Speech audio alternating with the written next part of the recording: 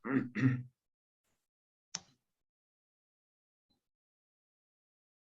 kita mulai, Bapak Ibu.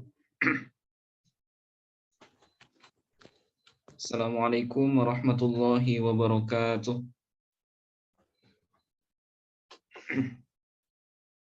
Bismillahirrahmanirrahim.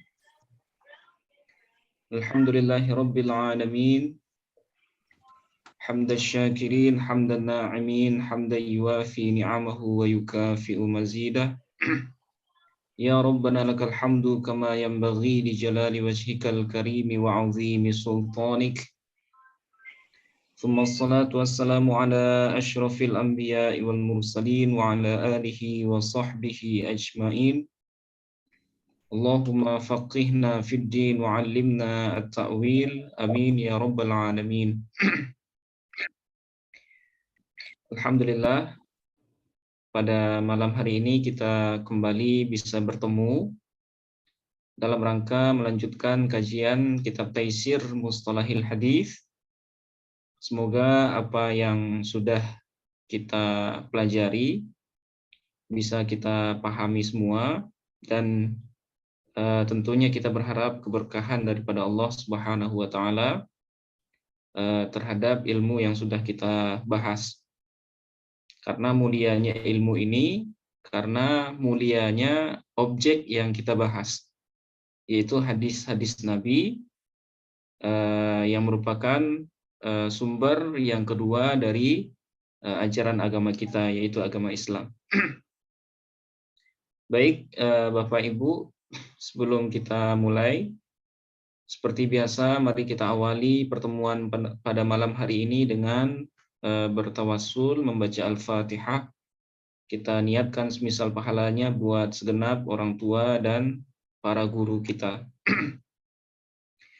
Bismillahirrahmanirrahim. Ila hadratin Nabiyil Mustafa Muhammadin sallallahu alaihi wasallam wa ala alihi wa ahli baitihi wa azwajihi wa dhurriyyatihi wal mahdi khalifatihi ajma'in. ثم إلى جميع إخوانه من الأنبياء والمرسلين والأولياء والشهداء والصالحين والصحابة والتابعين وتابع التابعين والعلماء العاملين والمصنفين المخلصين وجميع الملائكة المقربين ثم إلى جميع المسلمين والمسلمات والمؤمنين والمؤمنات من مشارق الأرض إلى مغاربها برها وبحرها الأحياء منهم والأموات خصوصا إلى آبائنا وأمهاتنا وجدنا وجداتنا ولقرباتنا ولإخواننا ولأخواتنا ولمشائخنا ولمشائخ مشائخنا ولأستاذنا ولأساتذتنا ولتلاميذنا ولتلميذاتنا ولطلابنا ولطالباتنا ولمن أحسن إلينا بالخير ولمن أسأنا إليهم ولمن أوصانا بالدعاء. ونخص خصوصا إلى صاحب هذا الكتاب شيخ الدكتور محمود الطحان، وكذلك لشيخنا المرحوم كي علي مصطفى يعقوب، وكذلك لجميع مدرسنا ومعلمنا في هذا الفن، نفعنا الله بهم وبعلومهم في الدارين آمين. شيء لله لهم الفاتحة.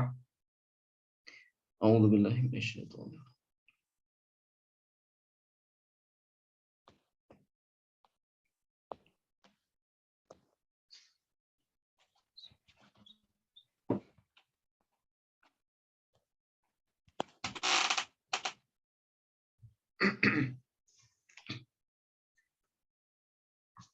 Baik, Bapak Ibu serta kajian kitab Taisir yang berbahagia, pada minggu lalu kita sudah mulai membahas jenis yang kedua ya dari pembahagian hadis dhaif berdasarkan keterputusan sanad, yaitu hadis dhaif yang disebabkan oleh keterputusan sanad yang khafi.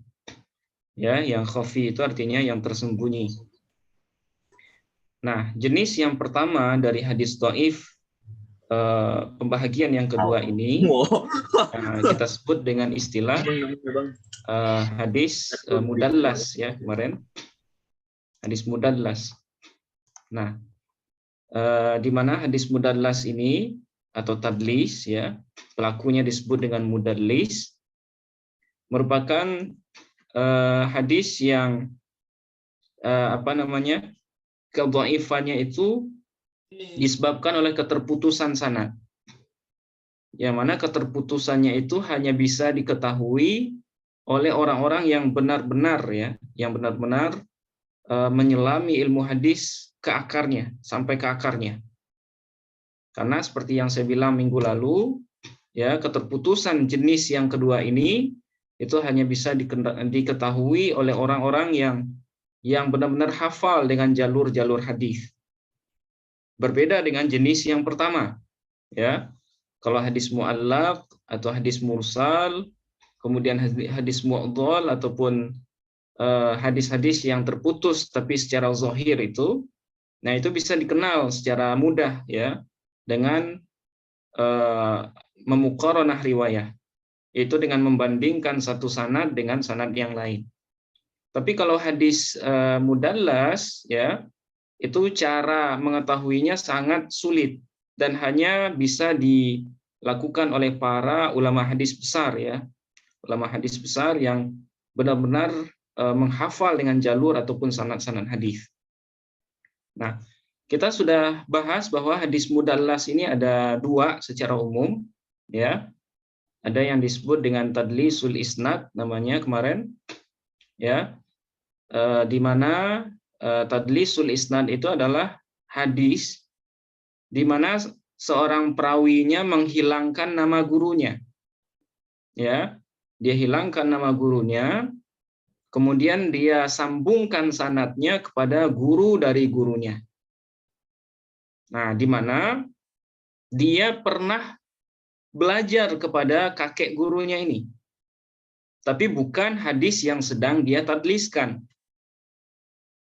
Nah, kemudian dia sambungkan sighat adanya atau lafaz periwayatannya dengan lafaz-lafaz yang tidak menunjukkan pertemuan. Nah, misalnya dengan lafaz an, ya lafaz an itu artinya dari, atau dengan lafaz anna, sesungguhnya, atau lafaz qala. Nah, kenapa dia gunakan lafaz itu? Tujuannya adalah supaya dia tidak dianggap berbohong. Karena lafaz-lafaz qala atau an ataupun inna itu merupakan lafaz-lafaz ada yang tidak memastikan pertemuan antara perawi dengan gurunya. Nah, itu makanya setelah mereka menghilangkan nama gurunya, dia sambungkan sanadnya kepada guru dari gurunya dengan lafaz-lafaz tersebut. Dengan tujuan supaya dia tidak dianggap berbohong. Nah, kenapa dia buang nama gurunya? Ya, karena bisa saja gurunya itu seorang yang terkenal dhaif misalnya. Atau mungkin karena dia seumuran dengan gurunya. Kalau dia sebutkan nama gurunya, nah dia gengsi ya. Dia gengsi sehingga dia buang nama gurunya. Nah, nanti kita akan bahas juga apa saja motivasi ya seseorang melakukan tadlis. Nah, nanti kita akan bahas di subbahasan akhir-akhir ya, insya Allah. Nah, itu jenis yang pertama. Nah, sekarang pada malam hari ini kita akan lanjutkan pembahagian tadlis yang kedua, yang mana ini sebenarnya adalah jenis dari tadlis isnad yang disebut dengan tadlisut taswiyah. Ya, tadlisut taswiyah. Nah, bagaimana hal atau perihal dari tadlisut taswiyah ini? Nah, langsung saja kita mulai ya. Bismillahirrahmanirrahim.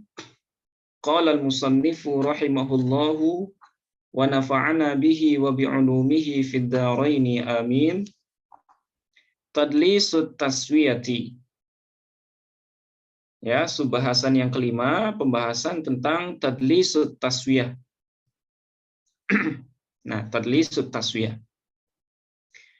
Hadha an-naw'u min at-tadlisi huwa fil haqiqati naw'un min anwa'i tadlisil isnadi. Jenis ini Ya, jenis tadlis ini ya fil haqiqah, secara hakikat itu sebenarnya adalah satu jenis dari jenis-jenis tadlisul isnad. Nah, itu makanya di awal disebutkan tadlis itu atau hadis mudallas itu cuma dua. Ada tadlisul isnad, kemudian tadlisus syuyukh. Nah, kenapa tadlisul taswiyah tidak dimunculkan ya di subbahasan sebelumnya? Karena tadlisul taswiyah ini sebenarnya adalah macam atau salah satu jenis dari tadlisul isnad. Nah, bagaimana gambarannya atau seperti apa tadlisul taswiyah ini? Nah, ini ada di ta'rifnya. Al-alif ta'rifuhu. Ya, pengertian tadlisul taswiyah. Huwa riwayatur rawi an syaikhihi thumma isqatu rawin dha'ifin baina thiqataini laqiya ahaduhuma al-akhara. Tadlisut taswiyah itu adalah periwayatan seorang perawi an syaikhihi dari gurunya, summa isqatu rawin dha'ifin, kemudian melakukan penghilangan atau si perawi itu melakukan menghilangkan perawi yang dhaif di antara dua perawi siqah. Ya, yang laqiya ahaduhuma al-akhara, di mana salah satu dari keduanya itu bertemu dengan perawi siqah yang lain. Nah, jadi tadlisul taswiyah ini ada seorang rawi, dia punya guru, ya, dia punya guru. Yang mana gurunya ini adalah seorang yang siqah, ya, gurunya adalah seorang yang siqah. Kemudian gurunya ini punya guru yang kebetulan adalah seorang yang dhaif, ya, seorang yang dhaif. Kakek gurunya berarti ya, kakek gurunya dhaif. Kemudian kakek guru yang dhaif ini berguru lagi kepada perawi yang di atasnya, yang berstatus siqah, ya, yang berstatus siqah. Nah, si rawi ini tahu kalau kakek gurunya ini adalah seorang yang dhaif. Ya. Sehingga supaya sanad yang dia punya ini kelihatan bagus, maka dihapuskan nama kakek gurunya. Kemudian dia sambungkan nama gurunya kepada guru dari guru yang dhaif tadi. Ya. Jadi kakek gurunya dia buang, dia pertemukan gurunya dengan kakek gurunya. Nah, ini agak ini ya, maksudnya agak butuh pemikiran yang agak dalam, ya. Sehingga di sini dia pertautkan atau dia sambungkan sanad gurunya dengan kakek gurunya dengan menghilangkan perawi yang dhaif tadi. Yang mana gurunya ini pernah bertemu dengan guru dari yang dhaif tadi. Nah, itu yang dimaksud dengan laqiya ahaduhuma al-akhar. Nah, supaya lebih jelas, nah kita baca suratu dzalika, ya, gambaran dari tadlisut taswiyah.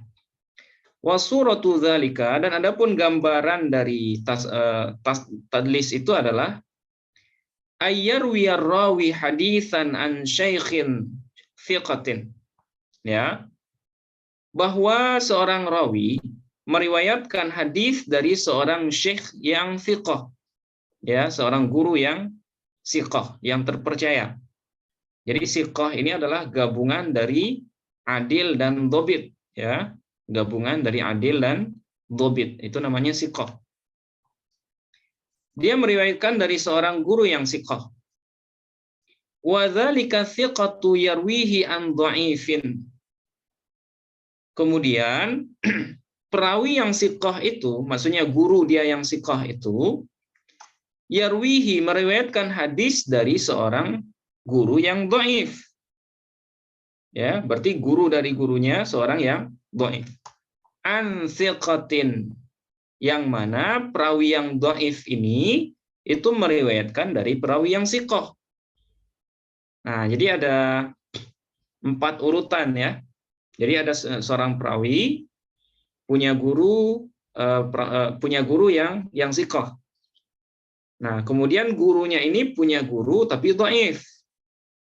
Ya, guru dari gurunya adalah seorang yang dhaif. Nah, kemudian guru dari si dhaif ini itu kebetulan adalah seorang perawi yang siqah. Jadi perawi dhaif ini berada di antara dua perawi yang siqah. Ya, perawi yang dhaif ini berada di dua perawi yang siqah. Wa yakunu thiqatani qad laqiya ahaduhuma al-akhara. Dan dua perawi yang siqah. Nah, dua perawi itu adalah guru dari si rawi, kemudian kakek gurunya. Nah, itu yang dua perawi yang siqah itu ya. Dan dua perawi yang siqah qad laqiya ahaduhuma al-akhar. Ya, sungguh telah atau salah satu dari keduanya itu pernah bertemu dengan yang lain. Nah, jadi gurunya yang siqah ini itu pernah berguru atau pernah bertemu dengan kakek gurunya. Ya, pernah berguru kepada kakek gurunya. Fayatil mudallisu alladhi sami'al haditha minathiqatil awwali fayusqitu dha'ifa alladhi fis sanadi. Kemudian si mudallis ini ya, fayatil mudallisu, maka muncullah si mudallis alladzi sami'a al-haditsa, yang mana dia pernah mendengarkan hadis dari perawi siqah yang pertama. Nah, berarti gurunya ya. Fayusqitu dha'ifa alladzi fis sanadi. Kemudian dia hilangkan perawi dhaif yang ada pada sanad, yaitu guru dari gurunya. Nah, perawi yang dhaif tadi itu adalah guru dari gurunya. Kemudian dia hilangkan perawi dhaif yang terdapat pada sanad itu, wa yaj'alul isnada an syaikhihi thiqati an thiqati tsani. Dan dia jadikan sanad hadis itu dari gurunya yang siqah, kemudian dari as-siqah ats-tsani, kemudian dari guru kakek gurunya, yaitu siqah yang kedua. Nah, berarti perawi dhaif yang ada di antara perawi siqah tadi dia buang. Ya, dia buang. Tujuannya apa? Ya tujuannya supaya sanadnya terlihat bagus. Nah, bilafzin muhtamilin. Nah, tapi dia menggunakan lafaz yang muhtamal ya, bisa muhtamal, bilafzin muhtamalin. Dengan lafaz yang muhtamal. Nah, maksud lafaz yang muhtamal ini lafaz yang bisa jadi nyambung, bisa jadi enggak. Ya, seperti yang kita jelaskan tadi. Jadi lafaz ada ya, maksudnya lafaz yang digunakan oleh perawi ketika menyampaikan hadis itu secara umum bisa kita bagi dua. Ya, ada namanya lafaz ada yang yadullu ala sima, yang menunjukkan proses belajar yang langsung mendengar, maksudnya bertemu langsung dengan sang guru. Nah, itu biasanya dilambangkan dengan lafaz-lafaz haddatsana, akhbarana, amba'ana, sami'na ya, atau sami'tu. Nah, jadi kalau ada perawi yang ngomong seperti ini, berarti dia ketemu langsung dengan gurunya. Itu namanya lafaz ada yang menunjukkan simak ya, atau yang menunjukkan liqa antara rawi dengan gurunya. Kemudian yang kedua, ada lafaz ada yang la yadullu ala simak. Lafaz ada yang tidak menunjukkan adanya pertemuan secara langsung, atau yang muhtamal ya, yang yang bisa jadi nyambung, bisa jadi enggak, tidak pasti. Nah, apa contoh lafaznya? Misalnya lafaz an, ya, lafaz an dari, atau lafaz qala, atau lafaz anna atau inna. Nah, lafaz-lafaz ini ya disebut dengan lafaz lafaz ada yang menunjukkan kemungkinan-kemungkinan. Bisa jadi bertemu, bisa jadi tidak. Nah, itu namanya lafaz ada yang la yadullu ala sima. Nah, dalam perihal ini atau dalam kasus tadlis taswiyah ini, setelah dia menghilangkan perawi dhaif yang ada di antara dua perawi siqah, dia menggunakan lafaz ada yang muhtamal. Ya, dia menggunakan lafaz ada yang muhtamal. Maksudnya yang boleh jadi nyambung seperti yang tadi. Bisa jadi an, qala atau an ya. Nah, fayusawwi al-isnada kullahu thiqah. Kemudian dia ratakan sanad itu semuanya menjadi atau terdiri dari perawi-perawi yang siqah. Nah, jadi setelah dia membuang perawi dhaif yang ada di antara dua perawi siqah tadi, maka seolah-olah sanad yang dia sampaikan tentang hadis yang dia riwayatkan itu seolah-olah semua perawinya adalah perawi yang siqah. Ya, semua perawinya adalah perawi yang siqah. Nah, inilah yang disebut dengan tadlisut taswiyah. Ya, tadlisu at-taswiyah. Nah, berbeda dengan tadlis yang pertama, ya, tadlisul isnad. Kalau tadlisul isnad, dia membuang gurunya, kemudian dia sambungkan sanadnya kepada guru dari gurunya. Di mana dia pernah bertemu atau pernah berguru dengan kakek gurunya ini, tapi bukan dalam hadis yang sedang dia tadliskan. Nah, itu bedanya ya. Itu bedanya antara tadlisul isnad dengan tadlisu at-taswiyah. Oke. Wa hadzal naw'u min at-tadlisi syarru anwa'it tadlisi. Adapun jenis ya, tadlis jenis ini itu merupakan syarru anwa'it tadlis. Ya, yaitu jenis terburuk dari tadlis atau dari hadis mudallas. Kenapa? Li'anna thiqatal awwala qad la yakunu ma'rufan bitadlisi. Ya, karena perawi siqah yang pertama, nah, kalau perawi siqah yang pertama berarti gurunya ya, guru dari si rawi tadi. Karena sesungguhnya siqah yang pertama, guru dari si rawi, qad la yakunu ma'rufan bitadlis. Terkadang dia tidak dikenal sebagai seorang mudallis. Ya, dia tidak dikenal sebagai seorang mudallis. Wa yajiduhul waqifu 'ala sanadi kadzalika ba'da taswiyati qad rawahu an siqatin akhara. Wa yajiduhul waqifu, sehingga ya peneliti atau orang yang belakangan, orang yang menemukan sanad si mudallis ini itu akan akan menemukan sanad kadzalika seperti itu ba'da taswiyah, setelah adanya proses taswiyah, ya, meratakan semua sanad itu menjadi perawi-perawi yang siqah. Qad rawahu an thiqatin akhara. Ustadz suaranya. Ya. Gimana, Bu? Jelas Ustadz suaranya. Jelas, Bu. Sudah ya? Oke. Nah, saya ulang dari wa yajiduhul waqifu 'ala sanadi, ya. Belum terdengar Ustaz. Belum terdengar ya. Yang lain gimana? Terdengar Ustaz Wadih. Oh, gitu. Mungkin Ibu Maryam ininya Belum Ustaz. Belum bisa kedengeran. Oh ya, mungkin laptopnya Bu ada masalah. Yang lain bisa dengar. Oke. Ya. Apa saya aja ya kok? Iya, yang lain bisa. Yang lain bisa katanya Bu. Ya Ustaz. Oke. Oke, wa yajiduhul waqifu 'ala sanadi, ya.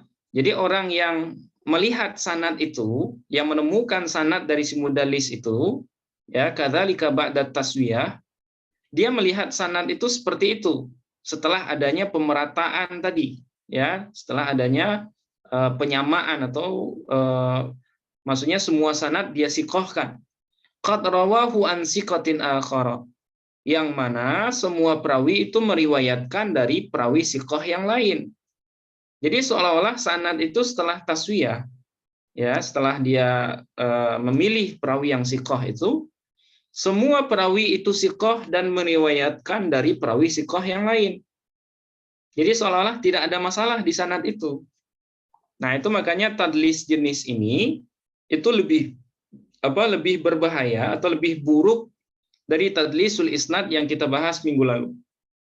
Fayahkumu lahu bis-sihhati, kemudian dia menghukumi hadis itu dengan sahih. Wa fihi ghararun syadid, dan dalam hal ini terdapat gharar, ya, terdapat tipu daya yang sangat parah. Nah, jadi setelah si mudallis tadi menghilangkan perawi dhaif antara dua orang yang siqah, yaitu gurunya dengan kakek gurunya, maka seolah-olah semua perawi yang tersisa ini adalah perawi yang siqah.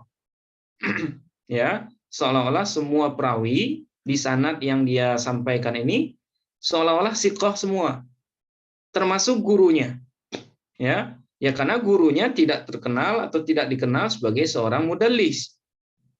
Nah, sehingga dia ketika gurunya disambungkan dengan perawi siqah yang kedua tadi, itu orang yang datang belakangan nggak bakalan tahu kalau sang guru ini itu membuang sanadnya atau membuang gurunya, karena dia terkenal sebagai seorang yang siqah dan bukan seorang mudallis.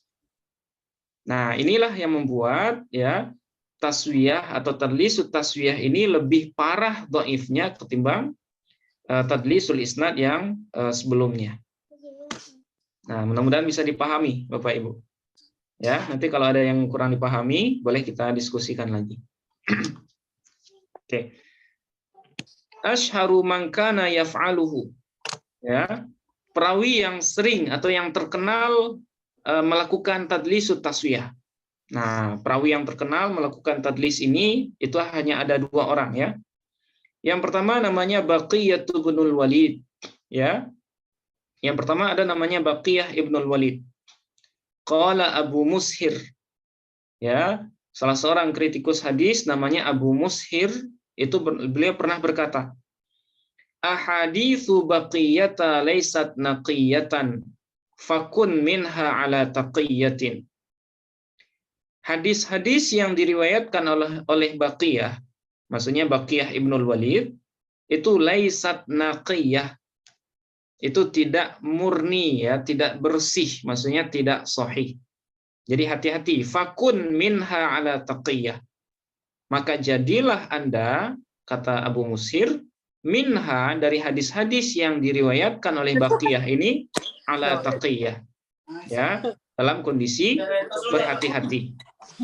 Nah, jadi jangan sembarangan menerima hadis-hadis yang bersumber dari Baqiyah ibnul Walid, karena dia sering melakukan tadlisut taswiyah.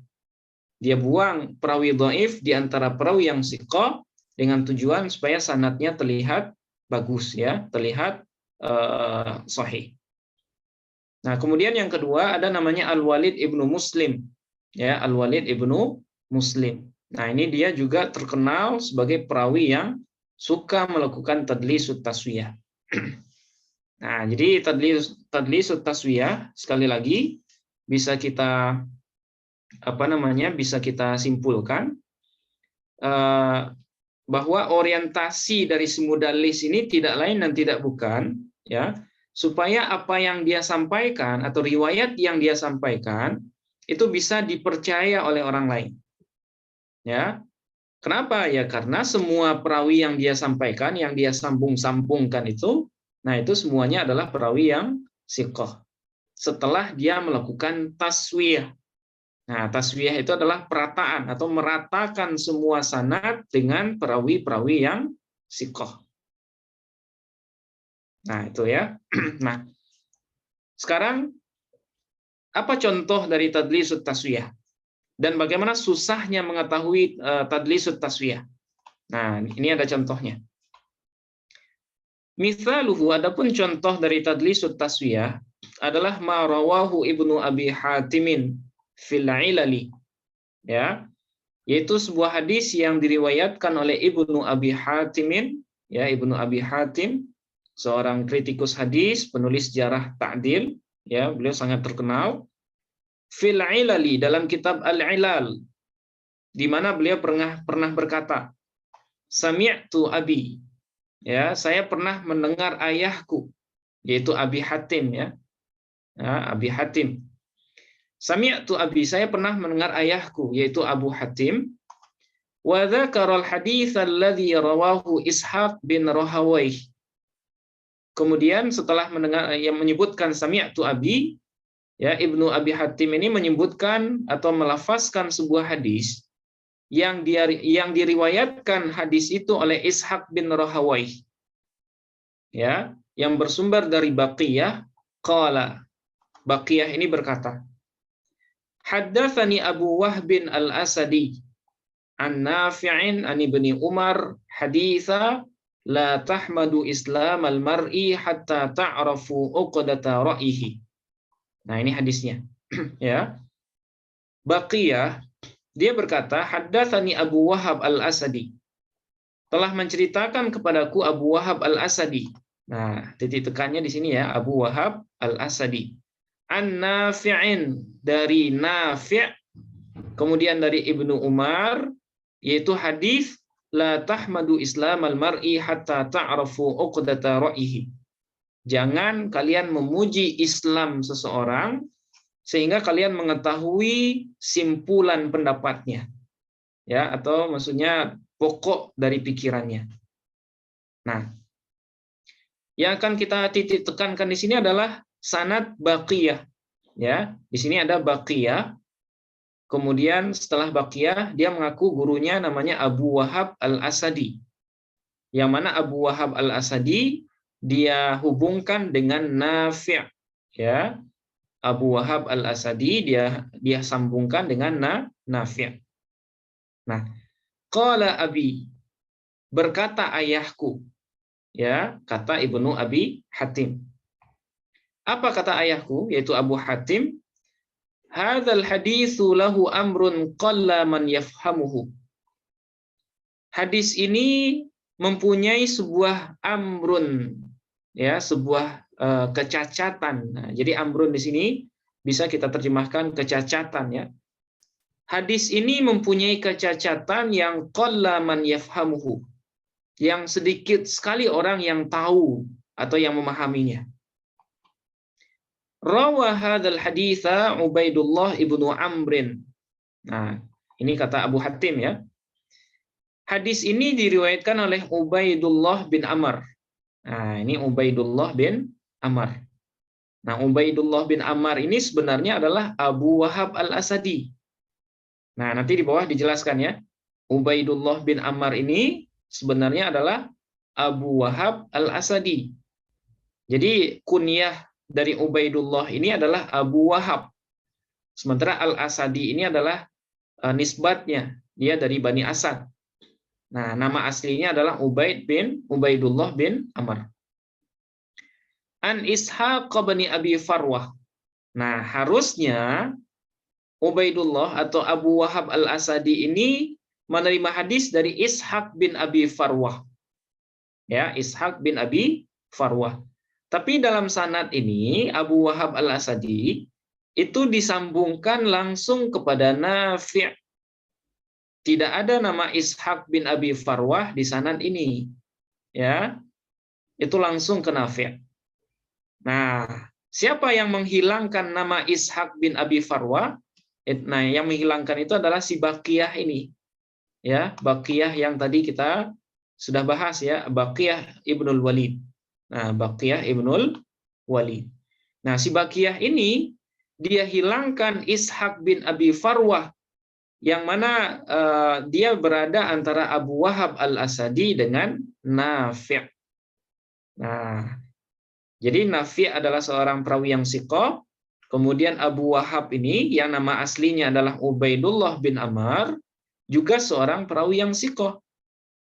Dia buanglah Ishaq bin Abi Farwah supaya perawi dhaif antara dua orang yang thiqah ini itu hilang. Nah, seperti itu. Ya, inilah yang dilakukan oleh Baqiyah Ibnul Walid. Nah, kemudian An-Nafi'. Nah, di sini jelas ya, Ubaidullah bin Amr dari Ishaq bin Abi Farwah, kemudian dari Nafi'. Sementara pada sanad di atas ini tidak ada Ishaq bin Abi Farwah. Kemudian Ani Bani Umar anin Nabi sallallahu alaihi wasallam. Oke, sampai sini selesai nih hadisnya. Nah, sekarang wa Ubaidullah ibnu Amrin siqatun. Ubaidullah bin Amr yang ini ya, Ubaidullah bin Amr itu adalah seorang perawi yang siqah. Guru dari si Baqiyah ibnul Walid. Kunyatuhu Abu Wahbin. Ya, kunyahnya adalah Abu Wahab. Nah, seperti yang kita lihat di sana tadi ya, Abu Wahab. Jadi kunyah, nama lain dari Ubaidullah ya, itu adalah Abu Wahab. Nah, kunyah itu adalah nama yang diawali oleh Abu atau Ummu ya. Itu namanya kunyah. Wa huwa Asadiyun. Nah, dia adalah seorang yang berasal dari suku Asad, suku Asadi ya, Asadi. Di sini ada ya nisbah. Fakanahu baqiyatu wa nasabahu ila bani Asadin kaila yuftana lahu. Maka Baqiyah memberikan kunyah kepada Amr ya, kepada Ubaidillah bin Amr. Wa nasabahu ila bani Asad. Dan dia nisbatkan Ubaidullah bin Amr itu kepada Bani Asad. Nah, tujuannya apa? Kaila yuftana lahu, agar dia tidak dikenal, ya, agar orang yang mendapatkan sanad ini tidak langsung mencari nama aslinya. Nah, jadi orang yang belakangan ya, murid-murid dari Baqiyah itu, nah itu nggak tahu ya Abu Wahab al-Asadi itu siapa sebenarnya, nggak tahu. Hatta idza taraka Ishaq bin Abi Farwah la yuhtadalahu. Ya, sehingga apabila dia meninggalkan nama Ishaq bin Abi Farwah la yuhtadalahu. Itu tidak satupun ya yang akan mengetahui hal itu. Maksudnya tidak ada yang akan menunjuki atau memberikan petunjuk kalau Ishaq bin Abi Farwah yang sebenarnya ada antara Ubaidullah bin Amr dengan Nafi', nah itu nggak bakalan satupun yang tahu. Nah, itulah yang dilakukan oleh Baqiyah ibnul Walid. Nah, dia buang perawi dhaif yaitu Ishaq bin Abi Farwah yang terdapat antara Ubaidullah bin Amr dengan Nafi'. Yang mana dua-duanya adalah dua orang yang siqah, dan Ubaidullah bin Amr ini juga pernah bertemu dengan Imam Nafi'. Nah, seperti itu. Mudah-mudahan bisa dipahami, Bapak Ibu. Oke, nanti kalau ada pertanyaan boleh kita diskusikan ya. Oke, kita lanjut dulu. Nah, itu jenis yang kedua dari tadlis, yaitu tadlisut taswiyah. Nah, sekarang kita lanjut tadlisus syuyukh. Ya, ini agak lebih mudah, tadlisus syuyukh. Yang selanjutnya adalah tadlisus syuyukh. Ya, ta'rifuhu pengertiannya adalah ayyarwiyar rawi an syaikhin haditsan sami'ahu minhu fayusammiyahu aw yakniyahu aw yansibahu aw yasifahu bima la yu'rafu bihi kai la yu'rafa. Bahwa meriwayatkan seorang perawi dari seorang syaikhin atau dari seorang guru haditsan, ya, sebuah hadis yang dia dengar langsung dari sang guru. Fayusammiyahu, kemudian ya si rawi tadi menamai gurunya, yusammiyahu au yakniyahu, atau memberikan kunyah kepada gurunya, au yansibahu, atau menisbatkan gurunya, au yasifahu, atau mensifati gurunya, bima la yu'rafu bihi kai la yu'raf, dengan nama atau dengan kunyah atau dengan nasab yang tidak dikenal bihi, dengan sang guru. Kaila yu'rafa, tujuannya adalah supaya sang guru ini tidak dikenal orang. Nah, jadi berbeda dengan jenis tadlis sebelumnya ya, baik tadlisul isnad ataupun tadlisul taswiyah. Tadlisus syuyukh ini itu tidak ada perawi yang dibuang. Ya, tidak ada satupun perawi yang dibuang, yang dihilangkan dari sana.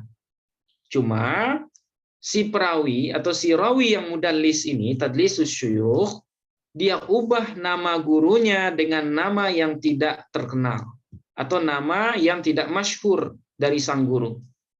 Nah, tujuannya apa? Ya tujuannya supaya orang tidak tahu kalau misalnya itu adalah guru yang dikenal selama ini sebagai perawi yang dhaif misalnya.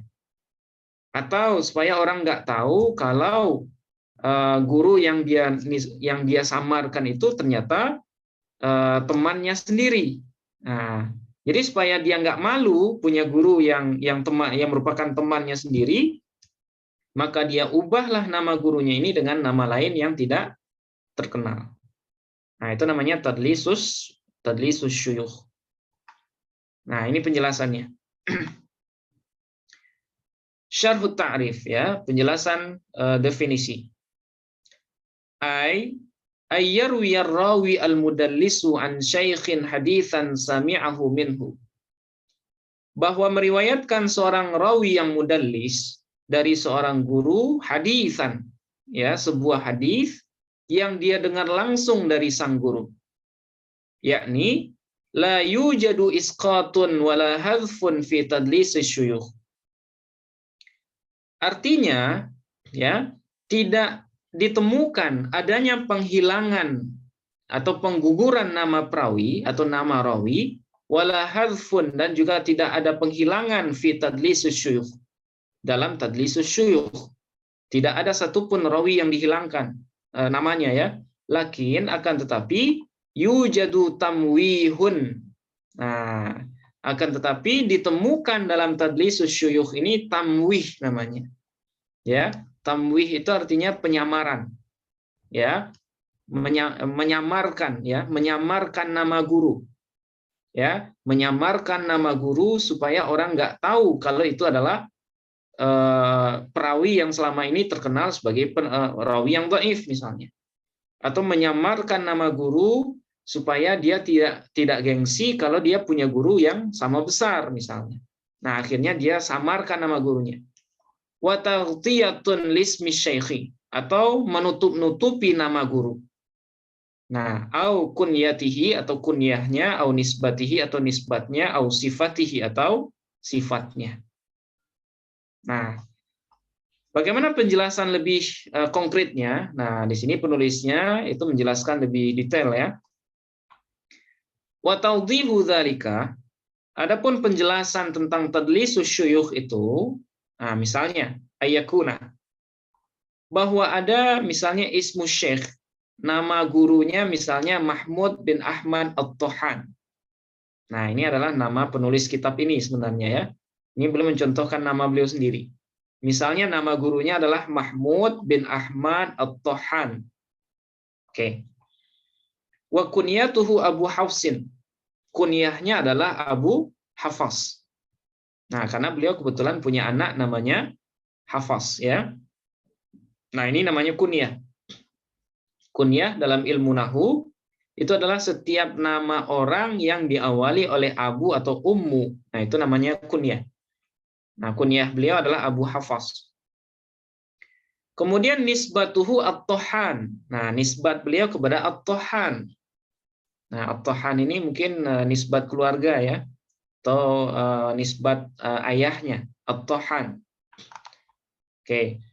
Kemudian wa min sifatihi, dan sebahagian dari sifat beliau, Syekh Mahmud At-Tohan ini, anna lihyatahu bayda, bahwa jenggot beliau berwarna putih. Nah, ini identitas asli dari seorang guru, misal, ya. Fayatil mudallisu, kemudian datanglah seorang mudallis. Fayaqul, kemudian dia katakan, haddatsani Ibnu Ahmad. Nah, ya. Dia katakan haddatsani Ibnu Ahmad. Nah, Ahmad ini adalah nama ayah dari Syekh Mahmud Tohan.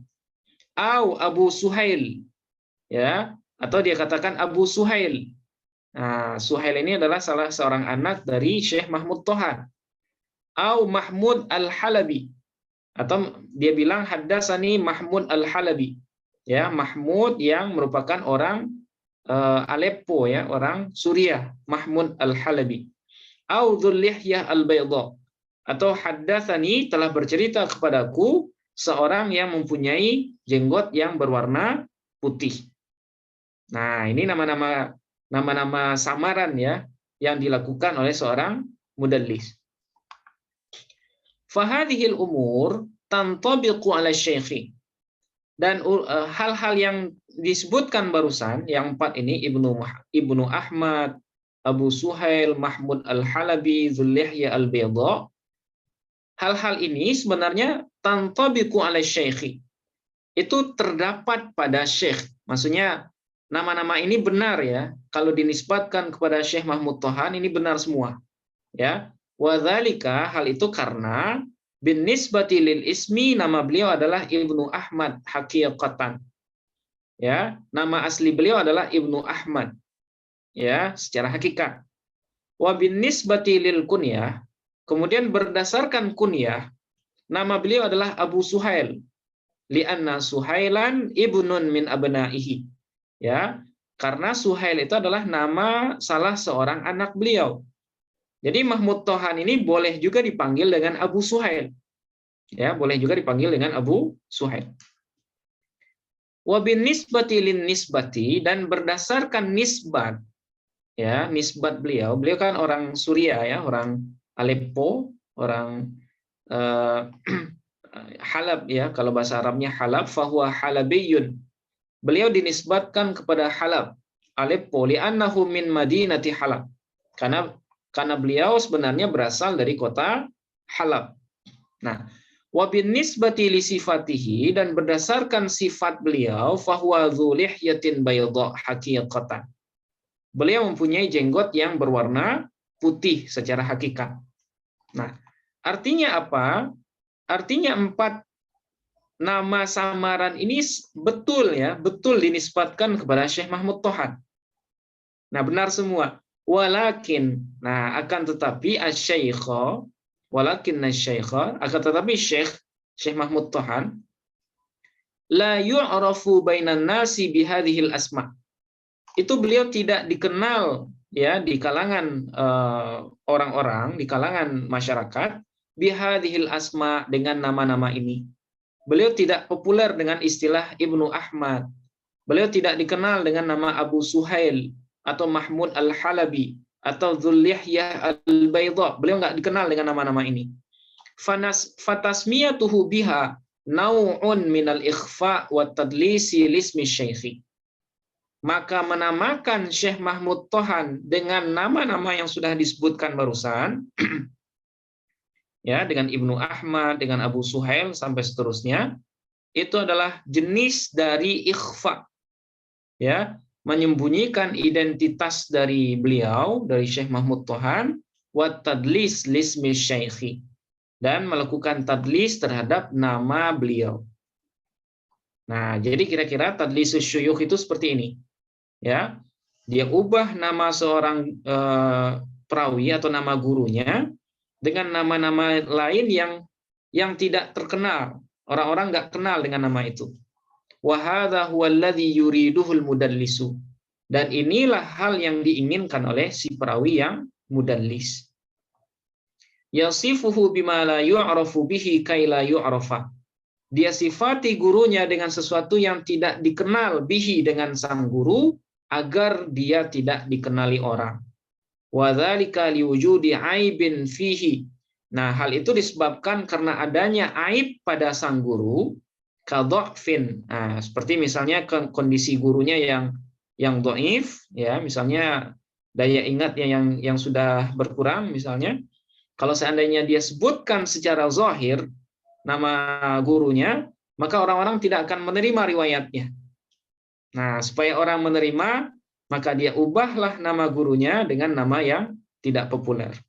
Au sighari sinnin, atau karena umur gurunya yang masih kecil. Nah, ini gengsi yang seperti yang saya jelaskan tadi. Au ghairi dzalika, atau alasan-alasan yang lain. Nah, itu ya. Itu diantara motivasi seseorang mudallis mengganti nama gurunya dengan nama yang tidak populer. Nah, terakhir ya. Misaluhu, contoh dari tadlisus syuyukh.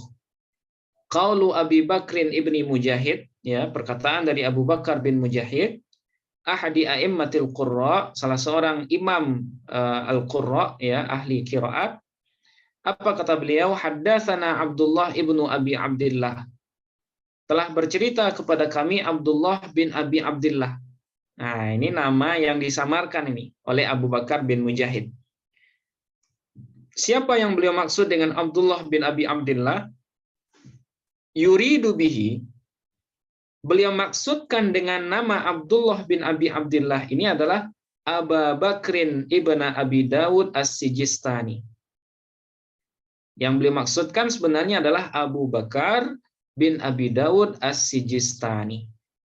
Nah, jadi nama sebenarnya guru beliau itu adalah Abu Bakar bin Abi Dawud As-Sijistani. Tapi diubah dengan Abdullah bin Abi Abdillah, ya tujuannya adalah supaya ya orang nggak tahu kalau guru beliau yang sebenarnya itu adalah Abu Bakar bin Abi Dawud As-Sijistani. Nah, barangkali beliau tidak menyebutkan secara sahih, ya karena gengsi misalnya, punya guru Abu Bakar bin Abi Dawud, atau mungkin ada hal-hal lain yang membuat beliau tidak mau kalau nama asli gurunya ini disebutkan. Nah, itu mungkin ya bahasan kita. Jadi pada malam hari ini kita selesai membahas pembahagian dari hadis mudallas. Itu tadlis taswiyah, kemudian yang terakhir barusan tadlis asyuyukh, ya, tadlis asyuyukh. Nah, kalau kita bandingkan dari 3 jenis tadlis ini, yang paling parah itu adalah tadlisut taswiyah. Ya, tadlisut taswiyah, kemudian yang kedua tadlisul isnad, nah kemudian yang ketiga baru tadlisus syuyukh. Nah, itu urutannya. Nah, kemudian hukmu tadlis, nah sepertinya belum bisa ya kita baca sekarang. Nah, insya Allah kita selesaikan bahasan hadis mudallas ini minggu depan. Nah, untuk sekarang kalau ada hal-hal yang perlu kita diskusikan atau ada hal-hal yang masih kurang dipahami, silahkan ditanyakan Bapak Ibu.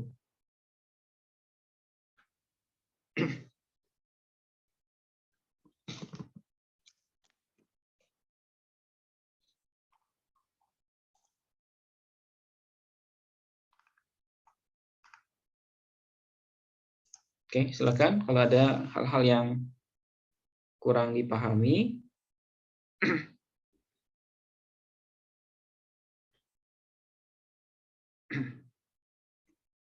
Hadis mudallas ini ya termasuk jenis hadis yang agak butuh pemikiran yang agak yang agak mendalam.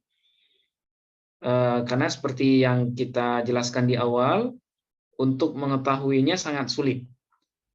Nah, menjelaskannya pun agak sulit ya. Mudah-mudahan Bapak Ibu yang mendengarkan bisa memahami.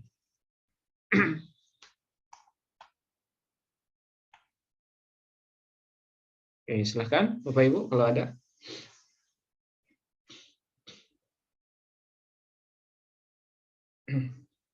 Ustaz, izin bertanya, Ustaz. Oh iya, silakan Mas Hafiz. Ya, bismillahirrahmanirrahim. Assalamualaikum, Ustaz. Pertanyaannya ini, Ustaz, tentang masalah tadlis taswiyah. Oh iya. Yang mana tadi ketika dijelasin sama Ustaz, apabila ada seorang rawi, kemudian dia memiliki guru yang thiqah, iya. Kemudian guru yang thiqah ini memiliki guru lagi, yang mana gurunya ini berstatus dhaif, kemudian dia memiliki guru lagi yaitu thiqah misalnya. Iya. Kemudian guru yang thiqah ini dia itu apa ya? Sebabnya itu apa, Ustaz? Dia memiliki atau dia meriwayatkan hadis dari guru yang dhaif gitu. Oke. Mungkin ya, itu, Ustaz. Iya. Ya. Sebabnya ya, kenapa? Biasanya kan perawi thiqah itu nggak mengambil riwayat kecuali dari perawi thiqah yang lain. Nah, itu kaidah yang sering dimunculkan ya. Perawi thiqah itu sering biasanya itu ngambil riwayat dari perawi thiqah yang lain.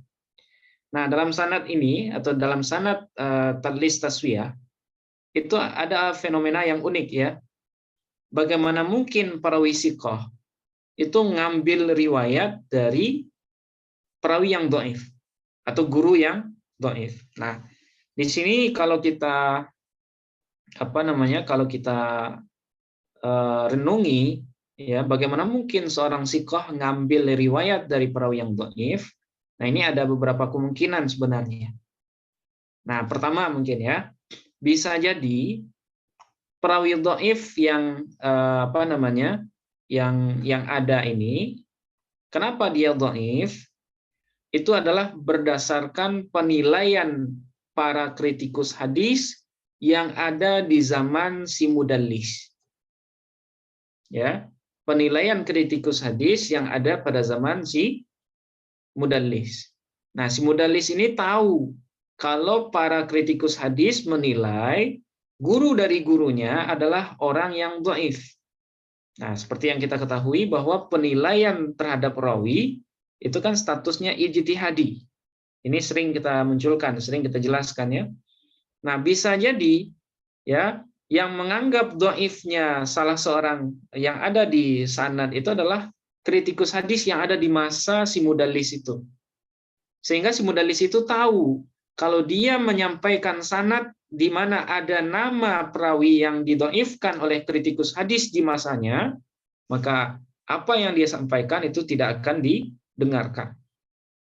Nah, sehingga dia tahu apa yang harus dia lakukan supaya apa yang dia sampaikan ini didengar orang, ya udah dia bersihkan sanad itu dari perawi yang dhaif. Nah, itu kemungkinan yang pertama ya. Nah, jadi perawi yang dhaif itu berdasarkan penilaian kritikus hadis yang ada di masanya mudallis. Oke. Kemudian yang kedua, bisa jadi kedhaifan kakek guru dari si mudallis ini itu bisa jadi karena kondisinya yang sudah menua misalnya, atau dia mengalami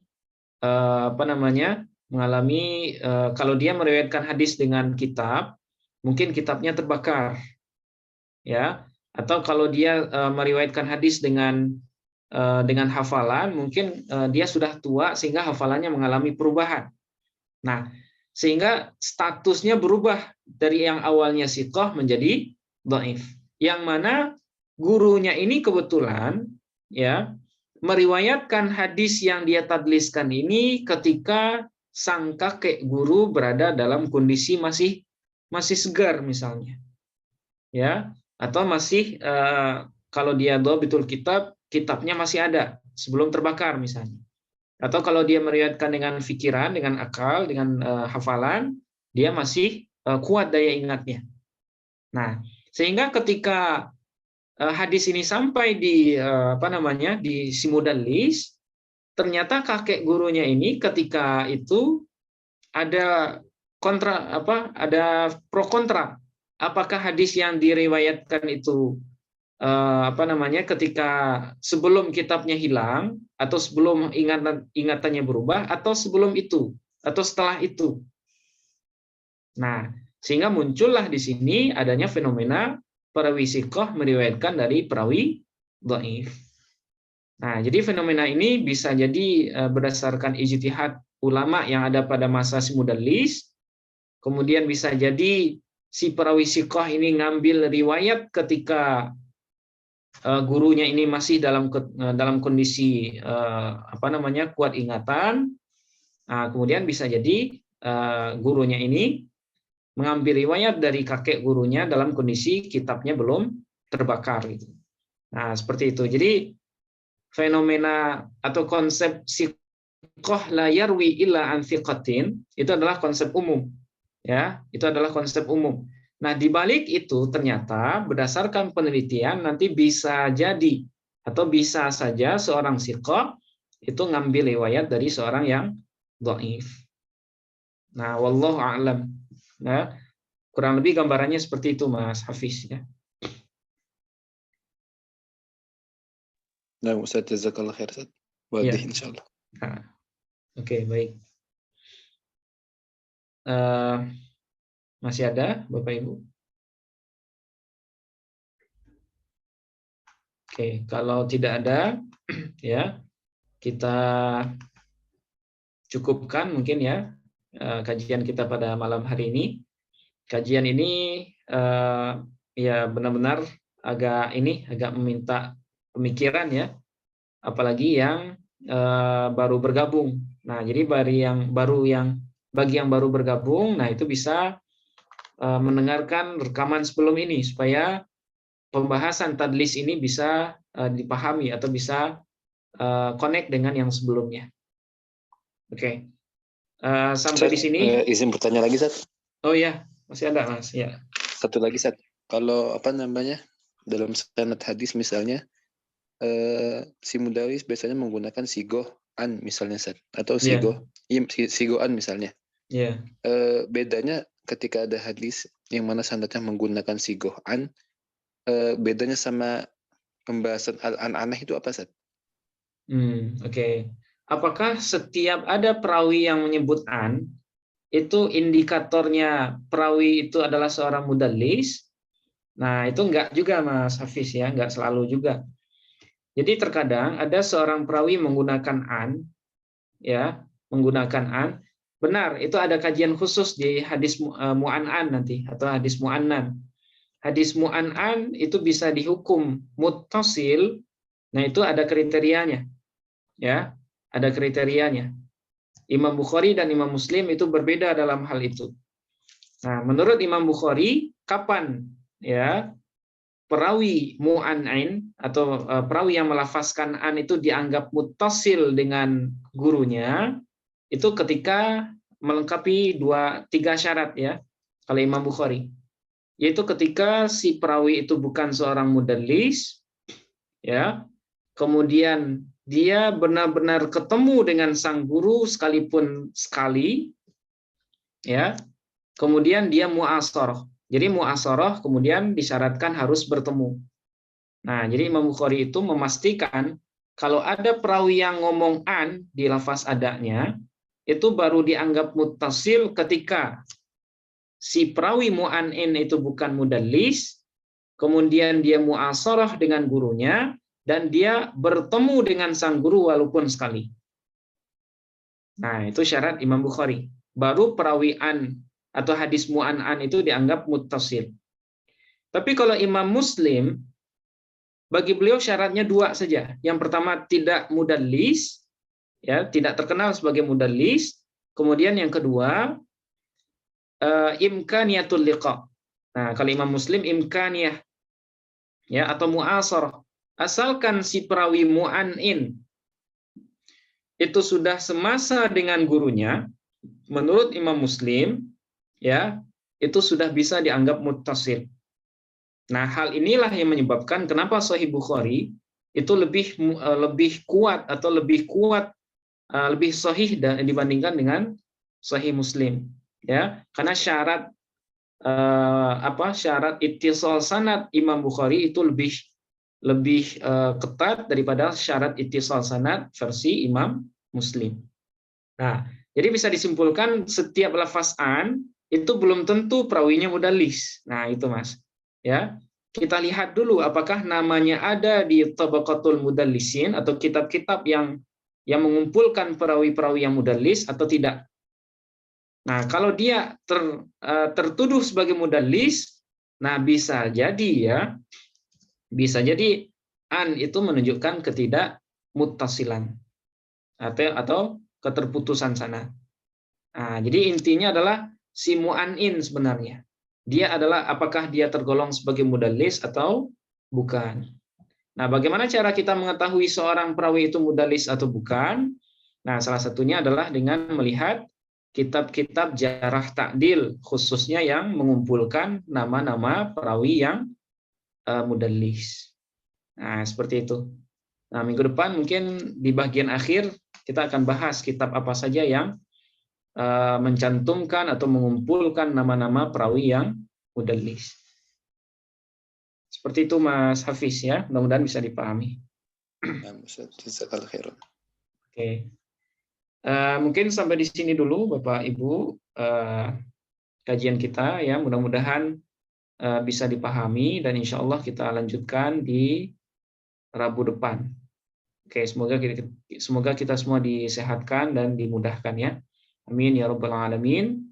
Kita akhiri dengan alhamdulillahirabbil alamin. Alhamdulillahirabbil alamin. Assalamualaikum warahmatullahi wabarakatuh. Waalaikumsalam warahmatullahi wabarakatuh. Terima kasih Ustaz. Ya, sama-sama. Ustaz, Ya. jazakallah khair, barakallahu fiik. Wa iyyakum. Ya. Oke, saya izin duluan Bapak Ibu. Iya.